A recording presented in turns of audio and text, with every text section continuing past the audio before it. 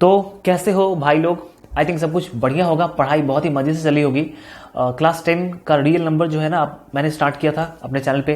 तो अभी बस अब 2-3 टॉपिक बाकी है, वो खत्म करते हैं, फिर नेक्स्ट चैप्टर शुरू किया जाएगा। तो रियल नंबर में आज का जो टॉपिक हम लोग पढ़ने वाले हैं वो है फंडामेंटल थ्योरम ऑफ अर्थमेटिक। ठीक है, अब ये फंडामेंटल थ्योरम ऑफ अर्थमेटिक से जो आपके एग्जाम में क्वेश्चन रहता है ना, वो एक क्वेश्चन तो रहता ही है, एक क्वेश्चन तो रहता है। ठीक है, इसमें देखो गिना चुना टॉपिक ही है, जो आपका रियल नंबर है इसमें गिना चुना टॉपिक है।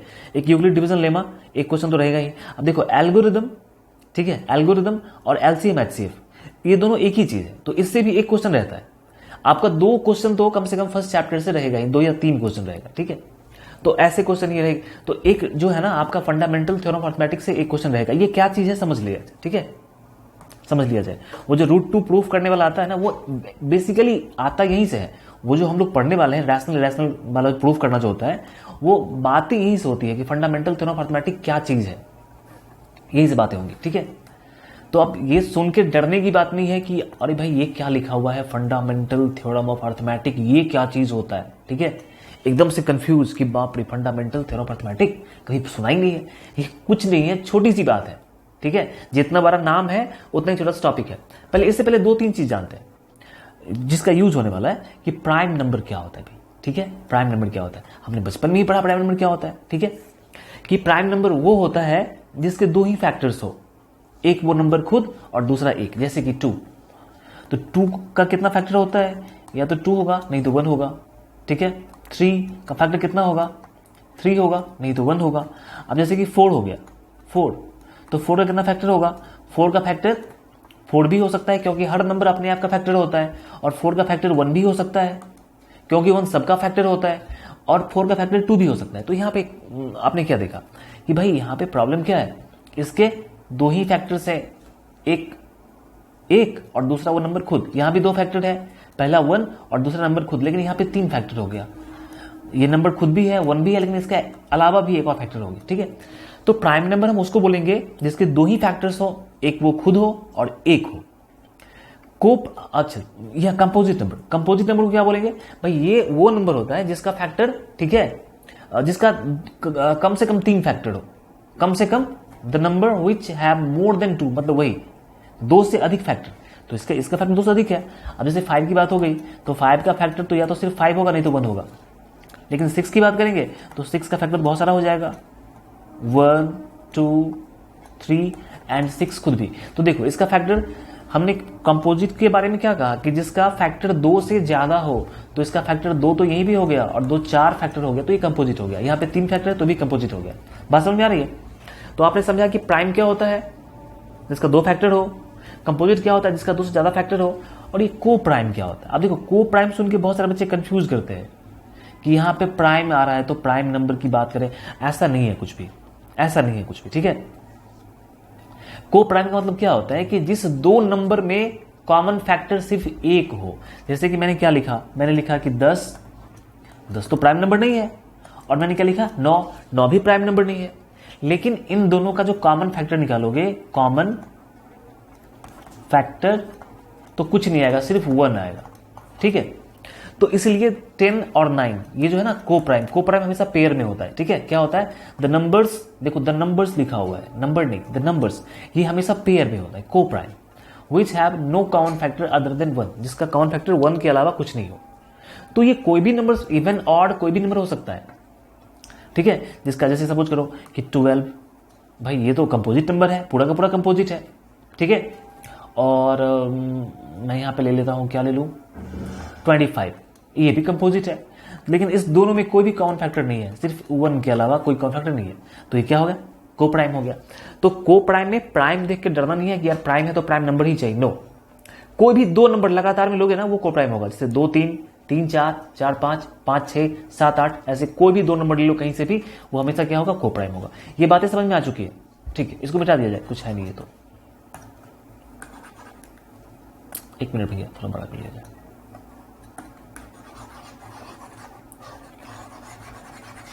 हाँ, तो अब हम बात करेंगे कि फंडामेंटल थ्योरम ऑफ मैथमेटिक्स क्या कहता है, ये बात को समझना है। ठीक है, बस 2 मिनट का टॉपिक ही है, तो है ही नहीं कुछ इसमें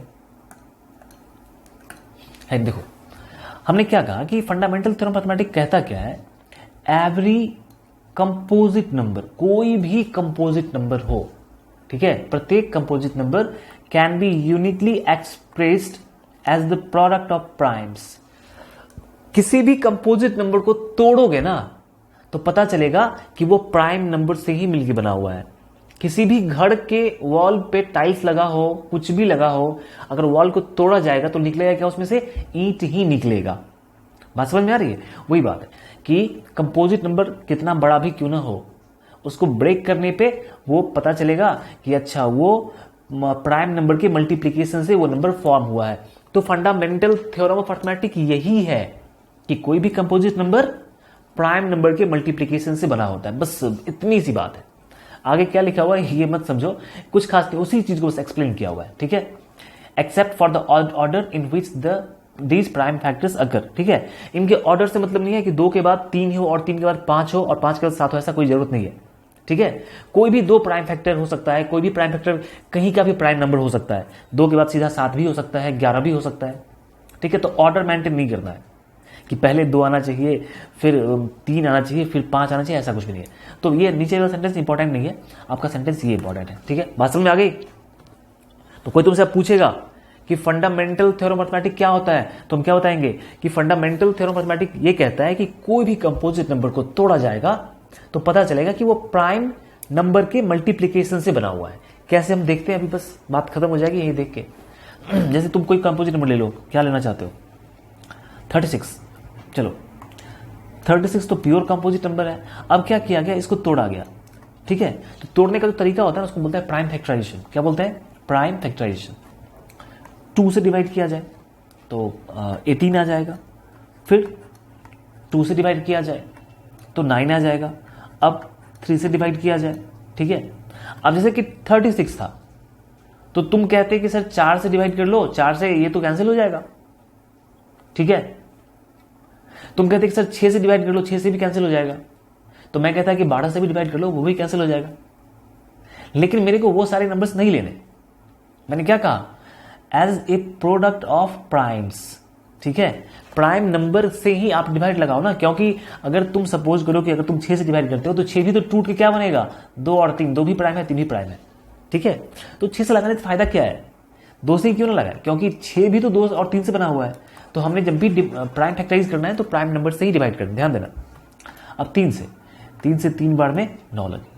अब 36 कितने नंबर के मल्टीप्लीकेशन से बना है? तो 2 2 3 3, 2 2 3 3। अब देखो ये क्या चीज है, ये तो भैया प्योर प्राइम नंबर है। 2 और 3 दोनों क्या है? प्राइम नंबर है, ठीक है।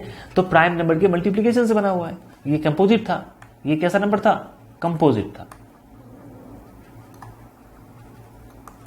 ठीक है। और ये क्या है भाई? 2 3 क्या है? ये सारे नंबर्स तो कैसे नंबर्स हैं? प्राइम नंबर्स हैं। तो ये बात समझ में आ गई कि यही बात तो कहा जा रहा था फंडामेंटल थ्योरम ऑफ अरिथमेटिक में कि जो भी कंपोजिट नंबर होता है वो प्राइम नंबर की मल्टीप्लिकेशन। तो बच्चे अभी तक मोस्टली मेरे साथ बहुत सारे स्टूडेंट मैंने देखे जो मेरे यहाँ आए थे बाकी जगहों से पढ़ के, तो ऐसा नहीं था, पढ़ने में सब ठीक ठाक थे, लेकिन जो बेसिक बातें थी किसी से पूछ दिया कि ये क्या होता है फंडामेंटल थ्योरम ऑफ अरिथमेटिक, तो अब वो कंफ्यूज है। ये छोटी सी बात थी, ठीक है। तो इस पे क्वेश्चंस कैसे होंगे? जैसे सपोज करो अब तुमसे कोई ऐसा क्वेश्चन दिया जाए कि 2 1 into 2 into 3 into 4 into 5 into 6 plus 6, ठीक है। अब तुमसे कोई कहता है कि एक बात बताओ, ये जो नंबर दिया हुआ है ये नंबर प्राइम नंबर है या कंपोजिट नंबर है? तो ये पता करने के लिए क्या करना पड़ेगा? सबको कैलकुलेट करके देखा जाएगा तभी तो पता चलेगा, है कि नहीं? बात समझ में आ रही है? सबको कैलकुलेट करके, जैसे मैंने तुमसे कहा कि 2 + 3, ठीक है, +4 और +2, मैं कहूंगा ये नंबर कैसा नंबर है, जोड़ने पे क्या आएगा? ये तो तुम क्या कहोगे? पहले जोड़ने तो 2 तो बताता हूं। तो 3 2 5, 4 9 2 11, तुम कहोगे अच्छा 11 तो प्राइम नंबर है, ठीक है। तो इसमें प्राइम है या नहीं है उससे मतलब नहीं है, जो कैलकुलेट करके आएगा वो बताएगा फाइनली कि वो प्राइम है या फिर क्या कहते हैं कंपोजिट है। तो यहां पे तुम अब इतना कैलकुलेट करोगे, ये सही है क्या? मेरे हिसाब से तो सही नहीं है। मेरे को सिर्फ इतना बताना है कि ये प्राइम है कि नहीं है, मुझसे वो जोड़ के पूछ नहीं रहा है कि कितना आने वाला है, सिर्फ पूछ रहा है कि बताओ ये प्राइम है या को प्राइम है, सॉरी कि कंपोजिट है। तो मैंने पढ़ा तो हुआ है भाई, मैंने पढ़ा कि कंपोजिट नंबर में क्या होता है, मोर देन 2 फैक्टर्स। तो मैं दिखा देता हूं इसको कि इसमें 2 से ज्यादा फैक्टर है। अब कैसे दिखाओगे, ऐसे दिखाऊंगा, देखो ये पूरा एक एक्सप्रेशन है क्योंकि पूरा मल्टीप्लीकेशन में है, प्लस 6 है। तो मैंने क्या नोटिस किया कि भैया यहां भी 6 है और यहां भी 6 है और मेरे पास 2 एक्सप्रेशन है, एक एक्सप्रेशन ये हो गया और दूसरा एक्सप्रेशन ये हो गया। तो मैं 6 तो कॉमन ले सकता हूं, ले लो 6 कॉमन, चलो 6 कॉमन ले लिया जाए। तो क्या बचेगा, 1 × 2 × 3 × 4 × 5। तो 1 × 2 × 3 × 4 × 5, ठीक है, प्लस ये वाला 1 बचेगा, ठीक है। तो कितने फैक्टर्स हो गए इसके, एक फैक्टर और ये दूसरा फैक्टर। देखो ये पूरा फैक्टर है ना, ये क्या, ये फैक्टर है, एक फैक्टर और ये। अब कोई जो बच्चा थोड़ा सा कंफ्यूजन होगा मेरे भाइयों को कि भाई यहाँ पे एक फैक्टर, 2 फैक्टर, 3 फैक्टर, 4, ये एक अलग एक्सप्रेशन है, ये इसको तुम फैक्टर कैसे कह सकते हो, ये एक अलग एक्सप्रेशन है। तो एक फैक्टर यहाँ पे और दूसरा फैक्टर यहाँ पे, सर 2 ही फैक्टर हुआ, कंपोजिट के लिए तो 3 फैक्टर चाहिए ना। ए भैया तो एक तुम अलग से 1 से मल्टीप्लाई कर दो, अब देखो 3 फैक्टर हुआ, एक फैक्टर, 2 फैक्टर, 3 फैक्टर। अब मैं क्या कहूंगा कि this number can B expressed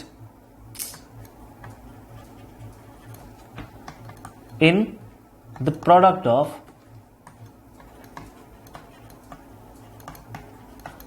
3 factors। मैंने क्या कह दिया कि ये जो नंबर है आपका, इसको मैंने जोड़ घटा नहीं किया, मैंने क्या कर दिया, इसको दिखा दिया कि इसमें एक फैक्टर, ये दूसरा फैक्टर और ये तीसरा फैक्टर, 3 फैक्टर है। तो this number can be expressed in the product of 3 factors, so it is composite number. बात समझ में आ गई, यही बात थी।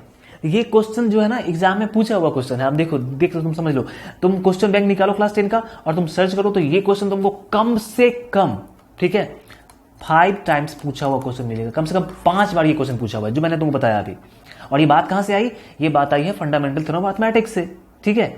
तो यही बात है। और ये क्वेश्चन जो है ना, ऐसे एक 2 क्वेश्चन और भी है, तो ये क्वेश्चन भी आपका पूछा जाता है। तो इस बात को तुम हमेशा याद रखना। ये क्वेश्चन इस साल भी आई थिंक आया है, मैंने देखा नहीं है क्वेश्चन अभी तक, और ये क्वेश्चन लेकिन आता ही है, हर एक साल अटेंड करके आता है। तो इस बात को तुम याद रख लेना, ये काफी इंपॉर्टेंट चीज मैंने बताया, ठीक है। बस इतनी सी बात थी इसमें, जो फंडामेंटल मैथमेटिक्स है ना, इसमें सिर्फ इतना ही था और कुछ खास है ही नहीं इसमें, ठीक है। जहां पे खास होता है वहां पे मैं पढ़ाता ही हूं। तो यहाँ पे बातें खत्म करते हैं। नेक्स्ट टॉपिक हमारा बचा हुआ है एलसीएम एचसीएफ, जिसको अलग से मैं क्लियर करूंगा। मिलते हैं फिर नेक्स्ट वीडियो में, तब तक बाय एंड टेक केयर। किन्हीं को पीडीएफ का 8 सवाल का पीडीएफ चाहिए तो डिस्क्रिप्शन में कुछ लिखा हुआ है, आप देख सकते हो वहां पे। बाकी वीडियोज का लिंक भी डिस्क्रिप्शन में मिल जाएंगे, आप देख लेना, ठीक है।